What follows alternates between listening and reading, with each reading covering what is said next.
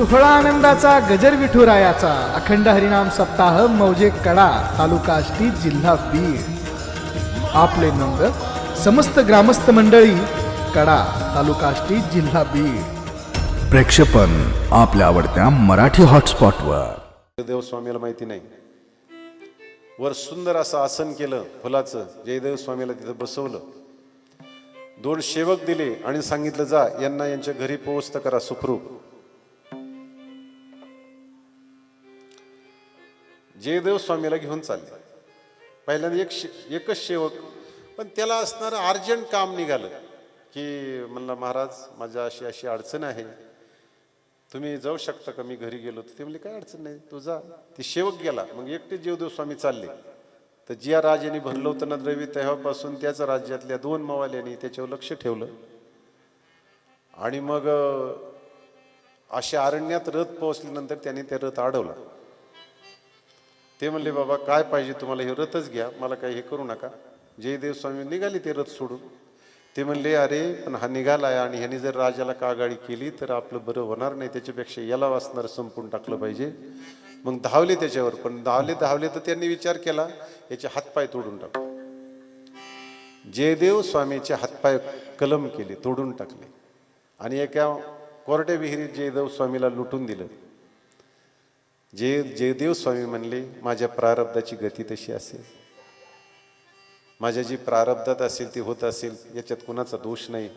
जे मला असणार, कुणीच कुणाला दुःख देत नाही, तसं आपलंच कर्म आपल्याला दुःख देत असतं, हे फक्त निमित्त असतं महाराज। प्रारब्धेची होय सुख, प्रारब्धेची पावे दुःख। प्रारब्धानं सुख, प्रारब्धानं दुःख। आपलं कर्म आपल्याला सोडत नाही, कर्म कठीण आहे, गहना कर्मनो गती। आणि परमार्थ मग एवढ्यासाठी तर करायचं आहे, ठेविले अनंते तैशीची राहावी, चित्ती असू द्यावे समाधान। देवाने ज्या स्थितीत ठेवले त्या स्थितीत राहणं हे माणसाचं काम आहे, नाहीतरी राहावंच लागतं, फक्त पुढचं जमत नाही। चित्ती असू द्यावे समाधान राहत नाही, ती समाधान ठेवलं ना की बस, काही बाकीची काही गरज नाही। जयदेव स्वामी ते असलेल्या मोकळ्या कोरड्या विहिरीमध्ये भगवत चिंतन करत होते।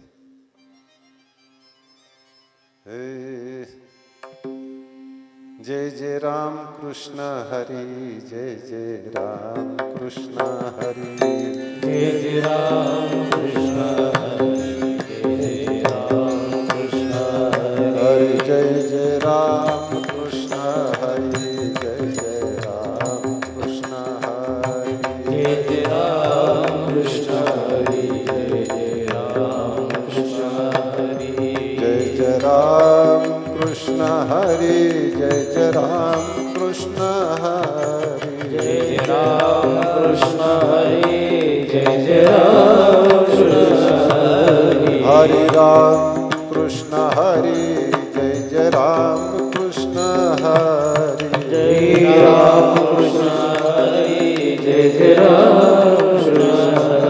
हरे हरे राम कृष्ण हरे, जय जय राम कृष्ण हरे, जय जय राम कृष्ण हरी, जय जय राम कृष्ण हरी, हरे राम कृष्ण हरे, जय जय राम कृष्ण हरे, जय जय राम कृष्ण हरी, जय जय राम कृष्ण हरी, जय जय राम कृष्ण हरी, जय जय राम कृष्ण हरी, जय जय राम कृष्ण हरी, जय जय राम कृष्ण हरी, जय जय राम कृष्ण हरी, जय जय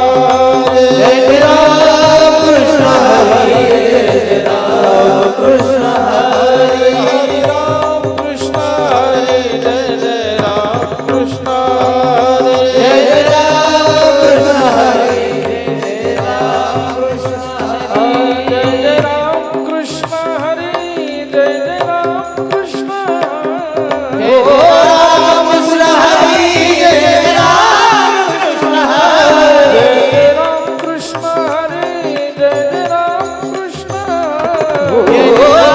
कृष्ण हरी, ताली वाजवा, हरे राम कृष्ण हरे, जय जय राम कृष्ण हरे, जय जय राम कृष्ण हरी, जय जय राम कृष्ण हरी, हरे राम कृष्ण हरे, जय जय राम कृष्ण हरे, जय जय राम कृष्ण हरी, जय जय राम कृष्ण हरी, जय जय राम कृष्ण हरी, जय जय राम कृष्ण हरी, जय जय राम कृष्ण हरी, जय जय राम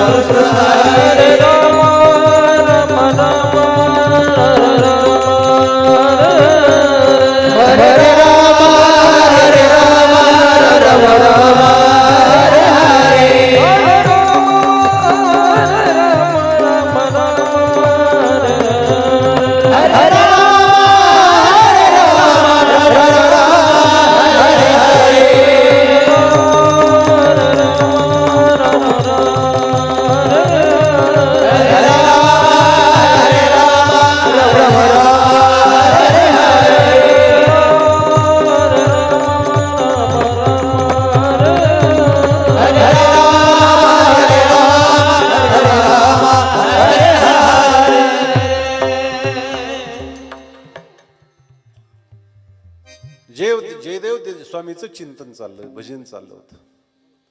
दुसरा एक राजा त्या रस्त्याने आला. त्या रस्त्याने जात असताना हे भजन त्यानं ऐकलं. त्याने तो घोडा थांबवला. तो थांबला, खाली पाहिलं. त्याच्या असणारे लक्षात आलं कुणीतरी हातपाय नसलेला एखादा साधू आहे आणि तो भगवत चिंतन करत आहे. त्याच्याकडे बघितलं आणि हा आवलिया पोहोचलेला पुरुष आहे असं त्यांच्या लक्षात आलं. राजा असणारा गेला, त्यांना सेवकाद्वारे बाहेर काढलं आणि विचारलं, ही तुमची अवस्था कुणी केली? इतकं निर्मत्सर जीवन. त्यांनी सांगितलं, काय नाही, मी जन्मतच असा आहे, माझी कुणी अवस्था केली नाही, माझ्यावर कुणी वेळ आणलेली नाही, मी जन्मतच माझी ही परिस्थिती आहे. मग त्याने राजाने त्याला आपल्या नगरीत नेलं आणि विचारलं, महाराज मी आपला गुरुमंत्र घेतोय असं म्हणा, मी आपला दास आहे, मी आपला सेवक आहे, काय केलं पाहिजे मनुष्य जन्मामध्ये? राजा, तू राजा आहेस, तू एक काम कर, अन्नदानाचं मोठं काज, अन्नछत्र उभं. जे वैष्णव असतील ना त्यांना असणार त्यांचा आदर आतिथ्य कर, त्यांचा सत्कार कर, त्यांना जेवण घाल, त्यांना संतुष्ट करून वाटं लाव, त्याच्यातच तुझं कल्याण आहे असं त्यांनी सांगितल्यानंतर मग राजाने मोठं अन्नछत्र मांडलं. अनेक असणारे राजाचं ते ऐकून जयदेव स्वामीच्या द्वारे अशा अशा प्रकारचं अन्नछत्र चालू आहे ऐकल्यानंतर फारून नुकून असणारे वैष्णव येत होते, वारकरी येत होते, विणकरी, टाळकरी, सगळी गर्दी होऊ लागली. महाराज राजा मोठमोठं जे म्हणेल त्याला ते देत होते, सगळ्याला संतुष्ट करून सगळ्याचा आशीर्वाद घेत होते. एवढ्यामध्ये ही बातमी ऐकली कुणी? ज्या चोराने जयदेव स्वामीचे हातपाय तोडले होते त्या दोघांनी. आणि ती वैष्णव होऊन आली तिथं. महाराज बरा मोठा टिळा लावला, सगळ्या अंगाचा गोविंदा केला, पावशेर गंध उघडीला आणि मोठे साधू बनून तिथं आले. आल्यानंतर जयदेव स्वामीची त्यांची नजरानजर झाली. त्याला वाटलं आता काही बरं नाही. जयदेव स्वामींनी जर या राजाला सांगितलं तर राजा आपल्याला देहदंडाची शिक्षा करेल, आता काही आपण जिवंत राहत नाही असं त्यांच्या लक्षात आलं. पण जयदेव स्वामीनं राजाला सांगितलं, महाराज हे दोन साधू आहेत ना, यांची सेपरेट व्यवस्था करा, स्पेशल रूम, त्यांना सगळं स्पेशल जे मागल ते देत जा त्यांना. ती सगळी व्यवस्था केली. पण व्यवस्था केली ना, पण तरी ती अशी वाळून चालली. ते म्हणले, राजाला विचारलं, अरे मी तर एवढं यांची व्यवस्था केलेली सांगितली, हे असे का झालेत? ते एका राजाने एक पैन मांडली होती. काय? ही शेळी न्यायची, फक्त किला मी काही खाऊ घाली, हिचं वजन नाही वाढलं पाहिजे. आता काही खाऊ घालायचं, वजन कसं नाही वाढायचं? एक हुशार होता, त्यांनी शिळी नेली, राजा म्हणीन ते खाऊ घालायचा आणि संध्याकाळी वाघाच्या पिंजऱ्याला बांधायचं, आतमध्ये वाघ आणि बाहेर शिळी. वजन वाढन का? सतत त्याच्याकडे बघू बघू पार वाळून चालली ना, तशी वाळून चालली. मग आता बऱ्याच दिवस ती वाळून चालले. ते म्हणले, काशी का झालेत ते? तर जयदेव स्वामी म्हणले, ती तपस्वी आहेत, त्यांचं भोगात वगैरे कशात चित्त नाही, त्यांना काहीच आवडत नाही आणि त्याच्यामुळे त्यांची अवस्था आहे. बऱ्याच दिवस राहिल्यानंतर ते म्हणले, महाराज आम्हाला परवानगी द्या. ते म्हणले, परवानगी घ्या, पण त्यांना म्हणले चांगल्या रथात बसवा, त्यांना धनद्रव्य द्या, त्यांच्या घरी पोहोचतं करा. जयदेव स्वामींनी काही नाही सांगितलं, पण ही सगळी व्यवस्था केली. पण जयदेव स्वामींनी सांगितल्यानंतर त्यांना रथात बसवून त्यांना चालवल्यानंतर हे बाकीच्यांनी विचारलं, का एवढे साधू आले, एवढे संत आले, एवढे महाराज आले, एवढे वारकरी आले, एवढे विणकरी आले, एवढे गायक, एवढे पक्वाजे, कुणाचीच एवढी व्यवस्था नाही, तुमची स्पेशल व्यवस्था कशी काय सांगितली होती? ते म्हणजे खरं सांग का, पूर्वी आम्ही एका राज्यात होतो, हे प्रधान होता, आम्ही सेवक होतो, ह्याच्याकडून काही चुका झाल्या होत्या, आम्हाला याला देहदंडाची शिक्षा करायची सांगितली होती, पण आम्हाला दया आली, फक्त आम्ही त्याला मारलं नाही, फक्त हातपाय तोडले, त्याचे उपकार म्हणून त्यांनी आमची एवढी व्यवस्था केली. ही ऐकल्यानंतर पृथ्वीला सुद्धा सहन झालं नाही. महाराज पृथ्वी दुभंग झाली आणि त्या पृथ्वीत हे दोघ जण साधू, हे नाटकी साधू पृथ्वीत गडप झाले, आतमध्ये गेले. जयदेव स्वामी रडू लागले, देवा अरे तुझ्या शत्रूचा तू उद्धार करतोस, कपटी आदी दली दिदली महानिधी आहे की नाही? तुझ्या शत्रूचा असणारा तू उद्धार करतो, माझ्या शत्रूचा त्या असणारा असं नाही देवा, त्यांचा सुद्धा उद्धार केला पाहिजे. आणि जयदेव स्वामीच्या म्हणण्यानं धरितीच्या हाती संत कृपावंत, पाळी पंढरीनाथ लाळा त्यांचा, आणि मग यांचा सुद्धा उद्धार करा म्हटले ना, तर त्यांचा सुद्धा उद्धार झाला. महाराज त्यांना विमान आलं वगैरे, जयदेव स्वामीचं मग असणारं हे अलौकिक चरित्र पाहून राजाने सांगितलं तुम्ही इथंच राहायचं. आणि ती पद्मावती आहे ना, पद्मावतीला सांगितलं पद्मावतीच्या आपल्या राणीला की तू पद्मावतीची सेवा कर, कुणी सेवक ठेवू नको, आणि मी सुद्धा जयदेव स्वामीची सेवा करतो. ही त्यांची सेवा चालू होती. एका दिवशी एक असणारी प्रेत यात्रा निघाली होती, त्याच्यात सती निघालेली त्या पत्नी. सगळे लोक आश्चर्य करत होते, पत्नी सती निघाली, पत्नी सती चालली. पण पद्मावतीला काही नाही वाटलं महाराज. त्याच्यात काय विशेष असतं म्हणजे वास्तविक सती जाण्याची गरजच काय. अहो नुसतं पतीचं निधन ऐकल्याबरोबर पत्नीचे प्राण गेले पाहिजेत. मी नाही म्हणत, ती म्हणती. पद्मावती म्हणते पतीचं निधन ऐकल्याबरोबर पतीचा प्राण गेला पाहिजे, तिला खरी पतिव्रता म्हणतात. पतीच्या मता पर अनुसरुणी पतिव्रता अनयासे आत्मविता भेटीची ती पतिव्रतेचे भोग देखे की रे सकळ जग परिते आगीना अंग ना लोकू देखे.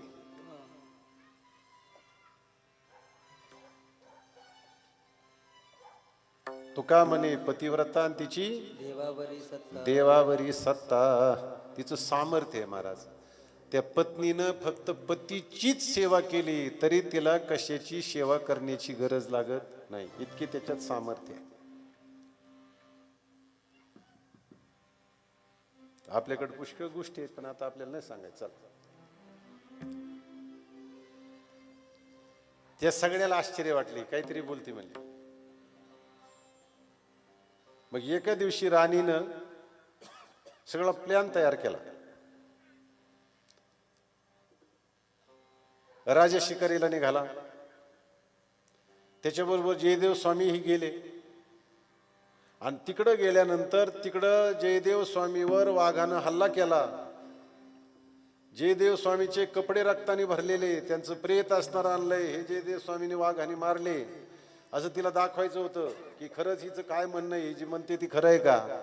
आणि कपडे दाखवल्याबरोबर जयदेव स्वामी गेलेत असं ऐकल्याबरोबर पद्मावतीनं देहत्याग केला.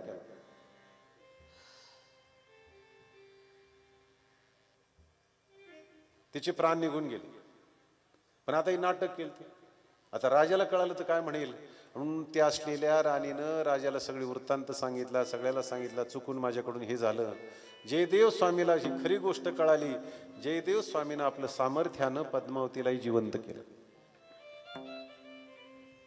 आणि पुढं जयदेव स्वामीनं अशा अनेक लीला केल्या, भक्ती मार्गाला समाज लावला, अनेक भक्तीचे मार्ग असणारे उपलब्ध करून दिले. आणि जयदेव स्वामी मग निजधामाला जातात. किती वाजले? आजचे दिवस तुम्हाला लवकर सुट्टी द्यायची ना. किती वाजता? 5:15 ना. बरं आहे का?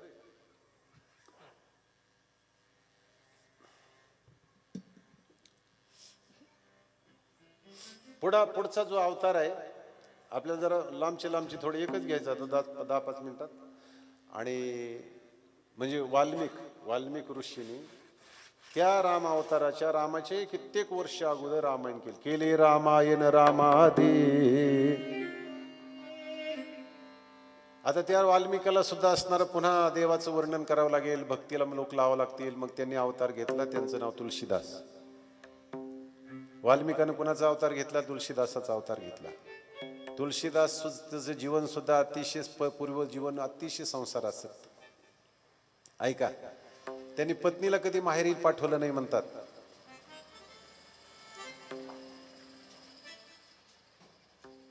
त्यांची वडील राजाच्या असणाऱ्या नोकरीला होते. हेही नोकरीला राजाच्या पदरी लागली. तुलसीदासचं पूर्व एका दिवशी बाहेर गेले, ड्युटीवर गेले आणि मग माहेरून मूळ आलं तुलसीदासाच्या पत्नीला. तुलसीदासाचं जीवन, पुंडलिकाचं जीवन, बिल्वमंगलाचं जीवन, पूर्वजीवन जवळजवळ सारखेच. आणि ती पत्नीला पूर्वी घरची माणसाची आज्ञा गेले घेऊन. खोटं सांगितलं तुमची आई आजारी, जास्त आजारी, तुम्हाला बोलवले, घरी जावं लागते असं म्हणून घेऊन गेले त्याला. कारण तुलसीदास पाठवत नव्हते.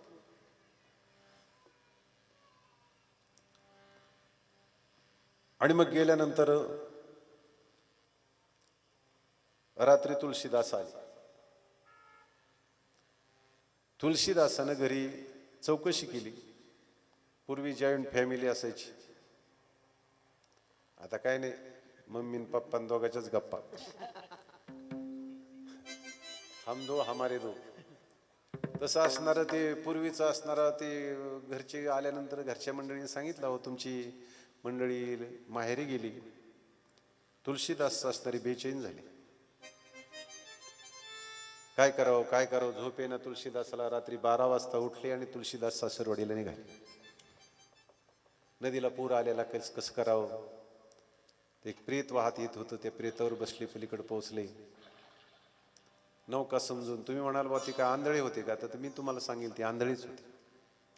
तुम्हाला एकच आंधळा माहिती आहे, चर्मचक्षुचा आंधळा माहिती आहे, पण पुष्कळ आंधळे असतात. कुणी काम अंध, कुणी क्रोध अंध, कुणी लोभ अंध, कुणी मोह अंध, कुणी विषय अंध. हे सुद्धा विषयाने आंधळे झालेले होते. त्यांना ते दिसलं नाही, त्याच्यावर पोहोचले. त्यांचं दूध सुदैव चांगलं पैलतीराला पोहोचले. गेले असणारे सासरवाडी सगळे असणारे लोक झोपलेले होते. कुणीच उठायला तयार नव्हतं. आणि मग हाक मारून मारून दमले. पाऊस पडत होता, विजांचा कडकडाट, ढगांचा गडगडाट, असं सगळं चाललं होतं. आणि मग काय करावं कुणी काही उठेना. मग कुठून दुसरीकडून रस्ता आहे का म्हणून वाड्याला चक्रा मारायला लागली. तर पाठीमागच्या बाजूला गेले. एक खिडकीतून असणारा प्रकाश झोत बाहेर येत होता आणि एक दोर लोंबत होता. त्याला वाटलं आपल्या पत्नीला माहिती आहे मी येणार म्हणून, तिने दोर सोडलेला असेल. त्या दोराला पकडलं, आतमध्ये गेलं, खिडकीतून आत उडी टाकली, मंडळीला उठवलं. तिला आश्चर्याचा धक्का बसला. ती म्हणली, अहो एवढ्या रात्रीचं हे सगळं वातावरण असं असताना तुम्ही इथं आला, दरवाजे बंद असताना कसे आलात. तिने सांगितलं, तू दोर सोडला होता ना, त्या दोराला धरून आलो. तुळशीदासाच्या पत्नीनं सांगितलं, मी दोर सोडलेला नाही, दाखवा मला दोर. कंदील घेऊन पाहिलं, दोर नव्हता, एक भुजंग होता, एक सर्प होता, आणि तो सर्पाला धरून वर आला होता. पहिला आश्चर्याचा धक्का. दुसरा असताना सांगितलं, एवढा नदीला पूर चाललाय, तुम्ही आलात कसं अलीकडं. तुम्हाला नौकेनं आलो. नौकेची व्यवस्था नाही, दाखवा मला नौका. रात्री जाऊन पाहिलं तर नौका नव्हती, प्रेत होतं, प्रेतावर बसून आलेले होते. तुळशीदासाला घरी नेलं. सांगितलं, अहो हाडामासाच्या नासक्या तुसक्या शरीरासाठी तुम्ही एवढं देहावर उदार झालात, एवढं जर देवासाठी झालात तर देव तुमच्या मागे नाही का लागायचा. एवढे शब्द महाराज, पण इतके खोलवर रुतले तुळशीदासाच्या मनावर. तसे आपल्या पत्नी तर रोजच आपल्याला बोलत, एवढंच काय बोलत येतात त्याला माहिती आहे तुम्हाला. इतके वाईट बोलतात माणसं. मी म्हणलं ते लयच बोलले.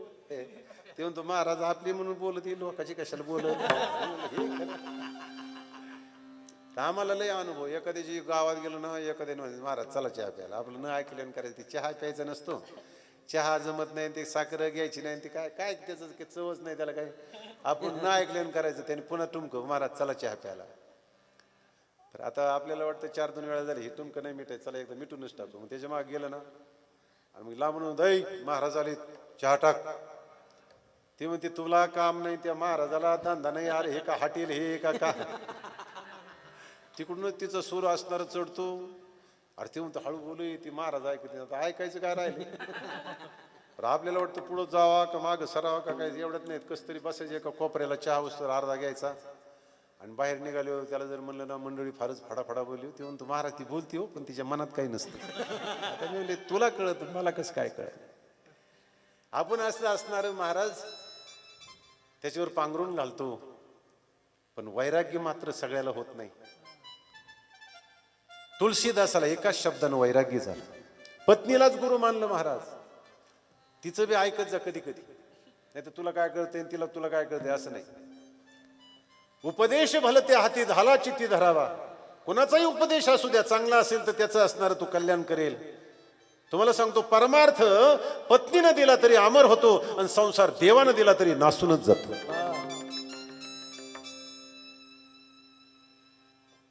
मी आपल्याला हमेशा सांगतो,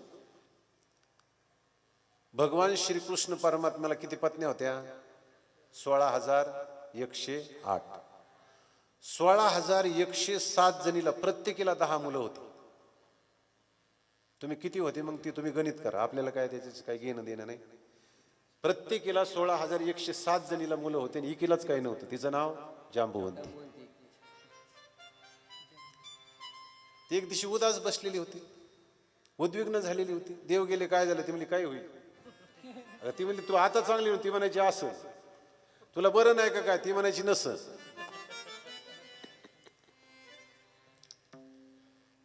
देवाने विचारलं तुला झालंय काय? ती म्हणली सगळ्या जगाचं दुःख तुम्हाला कळतं ना, माझं नाही कळत. देवाच्या लक्षात आलं हिला मुलगा नाही म्हणून ही दुःखी आहे, पण भगवंताने पाहिलं हिच्या प्रारब्धातच मूल नाही. प्रारब्धात असतं महाराज. संसारातल्या प्रत्येक गोष्ट प्रारब्धात असावी लागते. प्रारब्धात जी नसती ना ती गुजरातला जा नाही तर म्हातारीकडे जा, नाही तर कुठे. काय त्याला काय होईल? एक जण असंच गेला म्हातारीकडे, त्यांनी ते मत ते दिलं नारळ. ते एक असणारा प्रसिद्ध जागतिक लेवलचा प्रसिद्ध झालेला बाबा, नवीन बाबा निघावा, लोकाला लईच नाद. जुन्या बाबाला तुडून पार. आम्ही एकदा ह्याच्यात गेलो तर आमचं गाव ते सगळं ओळखणारे नवे बाबा आले, आम्हाला कोण विचारते? हे तुडून चाललेले आम्हाला. गेला आमच्यातला एक जण, बाबाच्या पाया पडला आणि जटातला एक केस सोबतीला. लोक म्हणले काय? म्हणले लय बारकात असती. जेच लोक तुटून पडले महाराज, एक केस नाही ठेवला.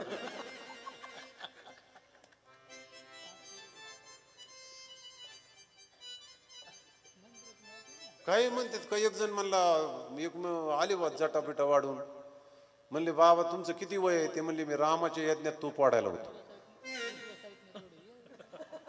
ते म्हणायचं मी रामाच्या यज्ञात तूप वाढायला होतो. त्याला एक जण भेटला बाबा, जवळ आले, कान फाडीत मारली. ते म्हणलं मी सुद्धा जेवायला असायचो, मला सुद्धा कमी वाढायचं, तेव्हापासून तुला बघत होता. म्हणलं बरं झालं सावकार. काय त्याचं काय? नवीन काहीतरी असावं. नवीन जागतिक लेवलचे बाबा निघाले. त्याचा नारळ दिला की मुलगा होतोच म्हणले. गेला बा, 4 दिवस बारीला लागला, नारळ घेतला, सांगितल्याप्रमाणे फोडला, आणला, खाल्ला. वर्षभर वाट बघितली. पुन्हा अजून 2 वर्षांनी गेला. म्हणला बाबा 2 वर्षापूर्वी आलतो, तुमचा नारळ न्यालता. ते म्हणले असं तर होत नाही, माझा नारळ तर फेल जात नाही, पण असं चुकीचं काही झालं असं घे. दुसऱ्यांदा दिला. दुसऱ्यांदा असणार खाल्ला. पुन्हा वर्षभर वाट बघितली, तरी काय नाही. पुन्हा असणारा वर्षभराने गेला. म्हणला मी 2दा आलतो. ते म्हणले असं तर कसं होत नाही, नारळ तर फेल जात नाही, तुझे 2 फेल कशी गेले? बरं तू एक सांग म्हणले. पहिल्यांदा आला तरी एकटाच, दुसऱ्यांदा आला तरी एकटाच, मंडळीला का नाही आणलं? ते मला अजून लगीनच झालं नाही. आता मला काय ट्रक भर नारळ फोडले तरी काय व्हायचंय?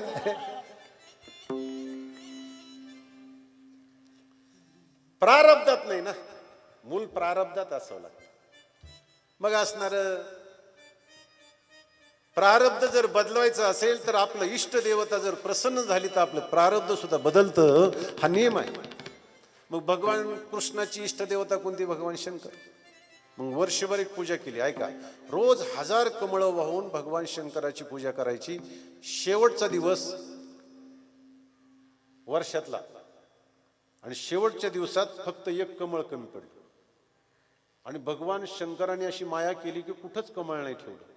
आणि दिवस असताना चालय ना. असं आहे, सकाम कर्मामध्ये वैगुण्य चालत नाही, त्याच्यात कमी जास्त चालत नाही. निष्काम अर्धा हरिपाठ चालला आणि कृष्ण अर्पण म्हणलं तरी जमतं, कारण त्याच्यात सकामता नसते. निष्काम कर्मात चालतं, पण सकाम कर्मात यथासांग व्हावं लागतं.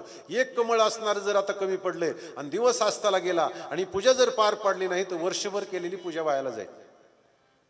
पण भगवान श्रीकृष्णाने विचार केला, माझ्या नेत्राला सुद्धा कमळच म्हणतात ना. आपला नेत्र काढला आणि भगवान शंकराच्या पिंडीवर अर्पण केला. वर पूर्ण झालं. ऐका, याचा सांग, पूजा पूर्ण झाली. भगवान प्रसन्न झाले आणि भगवंताच्या शंकराच्या कृपेनं त्या जांबुवंतीला मुलगा झाला. त्याचं नाव साम, सदाशिवाच्या कृपेनं झालं म्हणून त्याचं नाव काय ठेवलं? साम ठेवलं. आणि ते पुढे एवढं विचित्र निघालं महाराज.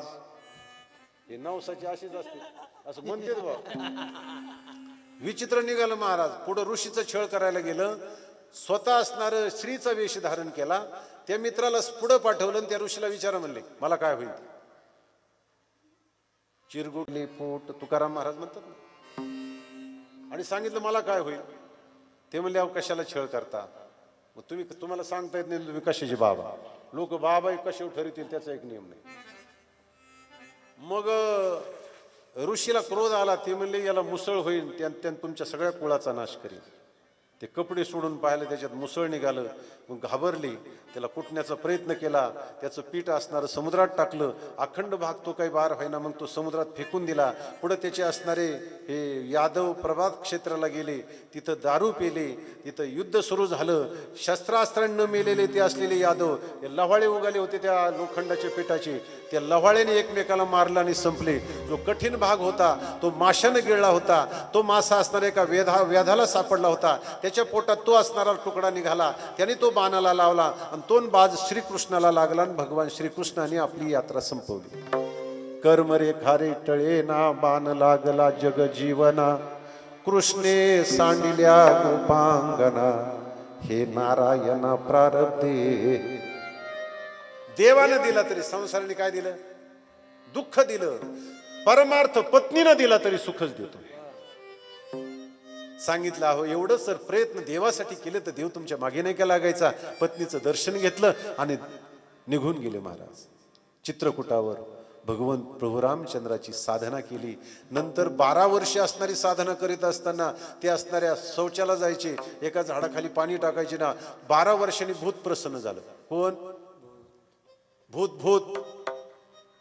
आता काय ते भूत मानतात न मानतात, माना नका मानू, आपल्याला नाही सांगायचं. पण जी ज्या रामायणात आहे तुम्हाला सांगतो मी. महाराजांना याच्यावर शंका विचारली होती. ती एक युनी आहे, त्याला एक आयुष्य आहे.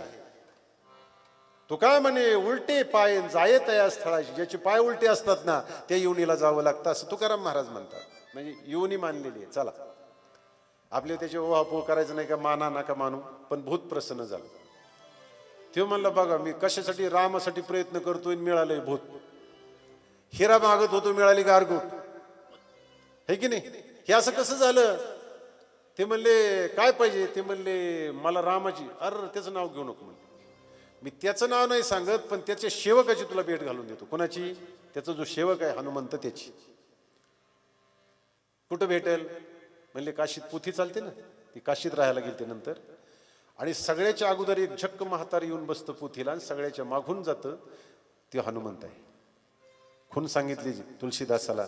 पण त्यांनी 1-2 दिवस निरीक्षण केलं. सगळ्याच्या अगोदर कोण येतोय? विनकरी येतोय का, पाकवाजा येतोय, टाळकरी कोण येतोय बघितलं. सगळ्याच्या मागून कोण जातंय बघितलं. आणि मग जाऊन तुलसीदासाने पाय पकडले. एकांतात जाऊन सांगितलं, मग आपण हनुमंत आहात, माझ्यावर कृपा करा, मला रामाची भेट घालून द्या. आणि मग अगोदर उडाउडीची उत्तर दिली, पण नंतर मान्य केलं. मग राम तुमच्या समोरून येतील वगैरे वगैरे. त्यांनी रामाची भेटही घालून दिली. तुलसीदासाला रामाची भेट सुरुवाती कुठून झाली? भूतापासून झाली. भूताने हनुमंताची भेट घातली आणि हनुमंताने मग रामाची भेट घालून दिली तुलसीदासाला.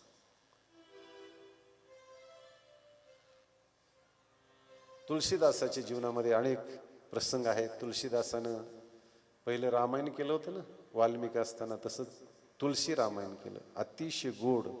उत्तर हिंदुस्थानात सगळं तुलसी रामायणच गायलं जातं.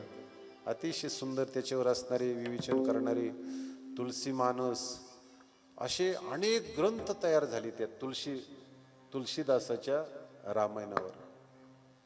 मग तुलसीदासाने आपल्या जीवनामध्ये फार मोठी क्रांती केली, भक्ती केली. एकदा तुलसीदासाला छळ केला कोणी? बादशहाने. त्याला आपल्या नगरीत बोलावून घेतलं, दिल्लीला बोलावून घेतलं, त्याचा आदर सत्कार केला आणि सांगितलं मला रामाची भेट घालून दे. ते म्हणले ते कसं काय? ते काय नाही, मला रामाची भेट घालून दे. आणि टाकलं यांना कारागृहात.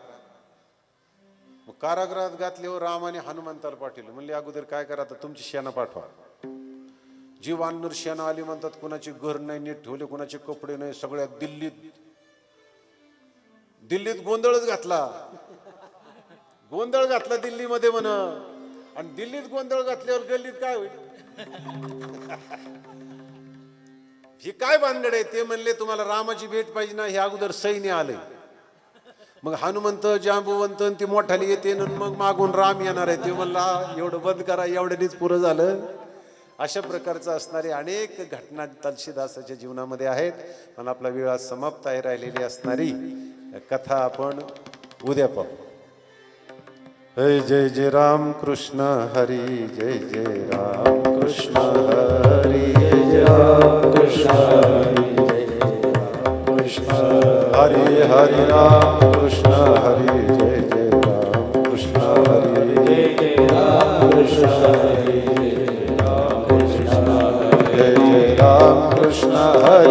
जय जय राम कृष्ण हरी राम कृष्ण हरी राम कृष्ण हरी हरि राम कृष्ण हरी जय जय राम कृष्ण हरी राम कृष्ण हरी राम कृष्ण हरी जय राम कृष्ण हरी जय राम कृष्ण हरी राम कृष्ण हरी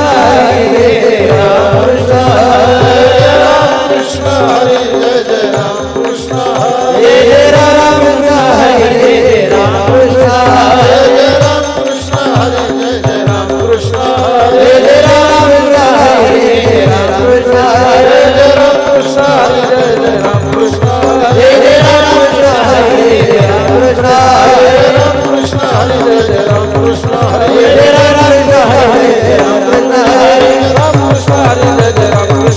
जय राम कृष्ण हरी राम कृष्ण हरी राम कृष्ण हरी राम कृष्ण हरी जय जय राम कृष्ण हरी राम कृष्ण हरी जय जय राम कृष्ण हरी उभे राहा सगळे उभे राहा आजचे आरतीचे मानकरी मुरली अण्णापाचे आदरणीय सोहळा आनंदाचा गजर विठुरायाचा अखंड हरिनाम सप्ताह मौजे कडा तालुका आष्टी जिल्हा बीड. आपले नंबर समस्त ग्रामस्थ मंडळी कडा तालुका आष्टी जिल्हा बीड. प्रेक्षेपण आपल्या आवडत्या मराठी हॉटस्पॉटवर.